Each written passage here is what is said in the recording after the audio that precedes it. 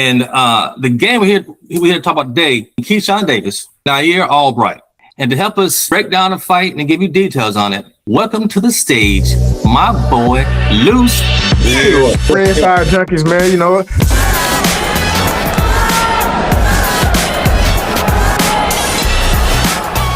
We are back, Ringside Junkies, with another one. Yeah. But it ain't just me and my boy Dana. No, not this time. But before I tell y'all who it is, you know what I'm going to say. Comment, like, and subscribe. And do what, D? Ring that notification bell. Hit that notification bell. Man, this dude with us today, man, has got a ton of accolades. You know, not only that, the man also knows boxing. Okay. And the game we're here to talk about today is a game between Keshawn Davis and Nahir Albright. Mm-hmm. Now, this is their second bout. And to help us break down the fight and give you details on it, welcome to the stage, my boy, Loose Bills. What up, why? Yeah, appreciate the invite on the Ringside Junkies, man. You know, finna chop it up, talk a little boxing, man. You know, sprinkle a little sauce, man. You know, throw a few jabs back and forth. Yeah, my boy. Yeah, appreciate y'all having me, man. Yeah. Before we get to that fight, man, I gotta let folks know who you are. Just a tad bit of your accolades, if you don't mind. Yeah. This dude is a music artist. He's an actor, right? Awesome. And the movies he's been in, right? It's a movie called Truthless, right? Okay. Queen Pin 2, which is one of my favorite movies. A Lot of Lies and Shadows of the City, right? Now, all these can be found on Tubi, right? But look, it don't stop there, y'all. My boy's also he writes movies, right? He directs them, right? Not only does he star them, and the movie he actually wrote is a movie called Pressure. Y'all got to check it out. It's actually on YouTube. Great movie. A lot of action. Oh, and by the way, he's also a rapper, right? He's got an album out right now that can be found on all platforms called Super Cold Daydreams. Boy, that's a hell of a title. In fact, somebody could be daydreaming this weekend after get knocked out, but we're gonna see. So look, let's get into it, man. We've got Keshawn Davis and Nahir Albright. This is their second fight. They last met 2 years ago in December, where Keshawn did get the victory. It was short-lived. They took it away because he had some of that weed in his. Yeah. But that doesn't take away from the excitement that we all saw in that ring. I think we all agree that Keshawn actually won that fight, yeah? Yes. Yeah, I feel like he did. You know, like I feel like it was pretty comfortable. Comfortable. Albright ain't do bad, you know, like it was some pretty decent exchanges, but I just felt like over the course of the fight, you could see the separation and pedigree between Keshawn and Albright. But you know, Albright did he did his thing. He ain't fold, so you know he made it was competitive, but you can see the pedigree difference, in my opinion. Very well put. And Dana, to Louis Bill's point, man. So what's gonna make this fight any different? I mean, if anything, Keshawn's actually gotten better, right? Past couple years. In fact, he probably got a damn axe to grind with old boy. You know what I mean? Think about that for a minute. You know, what say you, Dana? Well, I think in a way, no, actually, Albright, Nahir got an axe to grind with that family. Okay, because they're the ones that. Here we go. Nahir beat his brother, you know, his brother, and then after the fight, Nahir was the one who said, "Okay, we were kind of, you know, chopping it up in our dressing room, celebrating the victory, and here they come." But it wasn't, Keshawn's brother. It was actually Keshawn who headbutted him. That's how he got lumped up. Because at first I thought it was a punch. But so he get damaged from the fight. No, Nahir was talking and said that. So I'm glad that Nahir, it came from the horse's mouth talking about what really happened. Because the world was like, oh man, that's messed up, man. Y'all tried to jump him, man. You know, that's some stuff, you know. But no, it was really Keshawn Davis. So he deserved all that he got because it was him. And then, you know, in the comments, Miles was like, I thought you were a businessman. I mean, you up here messing up your money, really, if you doing stuff like that. So, certified crash shot. Yeah. Well, you know, even with all that sidebar stuff, right? I mean, I know stuff happens, emotions get high, right? Your brothers got beat up, right? You want to get back, but all this stuff should be handled in the ring like gentlemen, especially if they are boxers, right? So this fight this weekend, May 16th at the Scope Arena, Norfolk, VA. What's going on, VA, Norfolk? And Keshawn's back. When you look at each guy, like what they do well, you got Keshawn. His footwork is amazing. And what's actually crazy, man, is his response time. But Albright, it looks like he kind of goes and spread, like I said, like to your point, Loose Bills. He does have his moments, right? But he never seemed to kind of get ahead of Keshawn, though. Keshawn seemed very relaxed and comfortable and actually had fun in there. So what makes this fight so different this go around?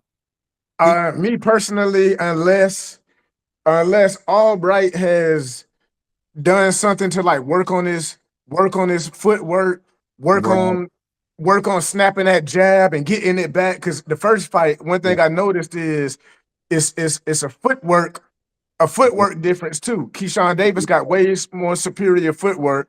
Albright, one thing I noticed when he'll throw a jab or throw a couple other punches, like his footwork is like his feet is out of place. You feel me? Like he don't throw it and get back moving. Like he'll lunge and kind of like fall off balance. So if he hasn't worked on throwing that jab, getting it back, working on like keeping his feet balanced, then I feel like it's gonna be the same outcome, man. He got to punch his chance, but I don't think you can increase your pedigree that quickly, over a 2-year span against somebody that's also improving and getting better as well. So I think he got to punch his chance. That's about it. But that was a good point. Yeah, that was a good point. To his point, so Loose Bill says he may have a puncher's chance. Hey, shit, dude. Me too. but I think like if you take a look at just last 2 years and what he's done here recently, Keshawn, to me, as long as he remains focused, man, I think his ethic is always there, right? Just like the other Davis, right? Tank Davis, same type deal, right? These boys remain focused in the ring. Can't nobody beat him. And no disrespect to Albright, but to your point, he's different. There are levels of this, and I'm going to say, I know I'm going to say it, but I'm not even sure why we even seen a part 2. Right? But sometimes Keshawn can lose focus. Sometimes I'm glad y'all brought that up, because sometimes he can lose focus. But as long as he keep it in the middle of the ring, I think he's going to be okay. Albright can be aggressive, so I think Albright to have a chance is he going to have to cut off that ring. Because and just make Keshawn uncomfortable. He's gonna have to make this a rough and tough fight. You know what I'm saying? It has to be rough and tough. That's the only way he has a chance. Because as long as Keshawn keep that footwork, keep that lateral movement going, and just circle, keep that stick on Albright. I don't know. The one thing that I will say is I agree with your point. If he could pull it off, he'll be successful in making it a scrap. But because I also agree to your point that Keshawn Davis do have moments where he lacked focus in a first fight towards like the back end of the rounds, like 11 or 12. Albright caught him a couple of times. Only problem with that is that I see is one, Albright lacks the punching power to really punish and make Keshawn Davis think about a few things. Two, he's not a better counter puncher, and Keshawn Davis was countering him with the right hand easily. So if he is more aggressive and open up a little more, I just feel like that's going to be more punishment, unless he got to hit him with, he got to crack him with something. You got to crack him with something. So. Yep. So you guys emphasis my point. It's the focus factor. I think he also probably gets too much into his work. You know what I mean? He actually watches his own work. You know what I mean? I look how pretty he's looking while doing certain things. So I think to your point, as long as you stay focused from round 1 through round 12, and the only person who I know could ever do that was Roy Jones Jr. and Floyd Mayweather. Right. Hey, don't leave my. Hey, look, we right in Norfolk. Don't leave it up to my dude. Hey, the late great Pernell Whitaker now. Oh, what Sweet Pea, man. I got this. My bad. Look, it's at the scope too. Come on, man. We in Sweet Pea's backyard for this one. Yeah. I just feel like Albright, man. Albright getting cooked, man. I feel like he might get cooked. He might get cooked after the Jermaine Ortiz fight. Man, Keshawn Davis fought a sharp fighter in Ortiz, and he looked good handling a good boxer with good footwork and movement like Ortiz. I just feel like Albright might get cooked even more. That he's gonna beat his brother. And Loose Bills, we were just talking about that earlier. That both of them fought Jermaine Ortiz, and Nahir lost to him, and Keshawn had pretty much did his thing. He stopped. Yeah, I know they say you can't use the triangle theory in boxing, but I know, this right? is a situation where I feel like Styles you can use it. You can use it. Yeah. I'm looking at the last 5 opponents of each fighter. Keshawn last fight, he had a win over Gustavo Lomos, Miguel Mustano, Jose Pedraza, right? That's a good one. That's a good name. Pedraza brings everybody. Albright, he faced Kelvin Davis. I got Kelvin Davis down there. Might as well. Because Kelvin was confident until he lost.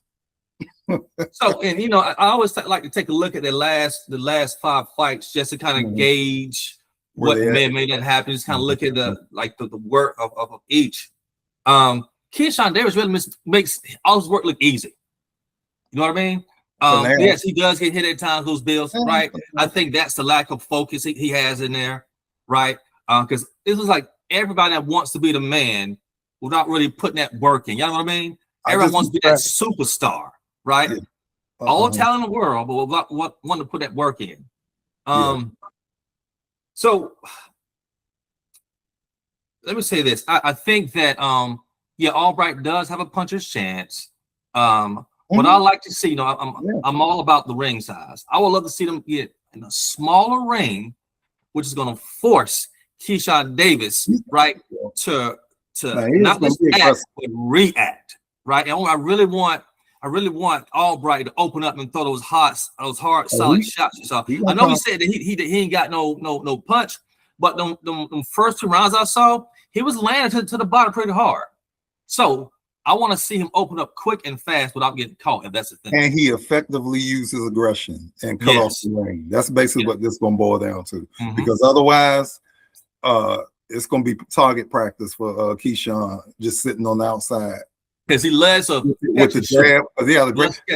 Nahir actually got a good jab too, but not as good as Keshawn. Yeah, he worked. Yeah, I ain't gonna lie. Albright got a pretty solid jab. It's just when, like I say, the first fight, man, it was getting countered like easily because he won't snapping it. He would kind of like throwing it, and he'll like let it linger a little bit, and he was getting countered with the right hand. Like, I just feel like this fight a step back, man. If we being honest with you, like we can keep it biased and say, Albright's got to punch his chin. I really feel like, man, like it's a pedigree difference, man. Like it's not the same pedigree, man. Like do I think he gonna get beat up or whooped on? No, because he got a certain pedigree too, but it's class differences, and it's gonna show, man. Like it's gonna show. I like that. Yeah.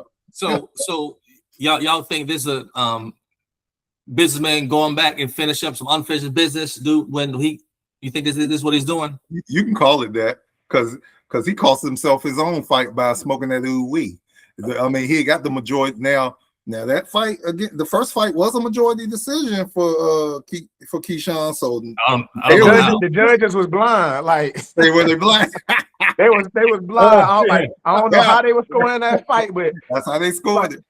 Bro, whoever gave it 95. Matter of fact, all 3 of them had it too close. Like, man, they smoking dope. That's crazy. They smoking dope.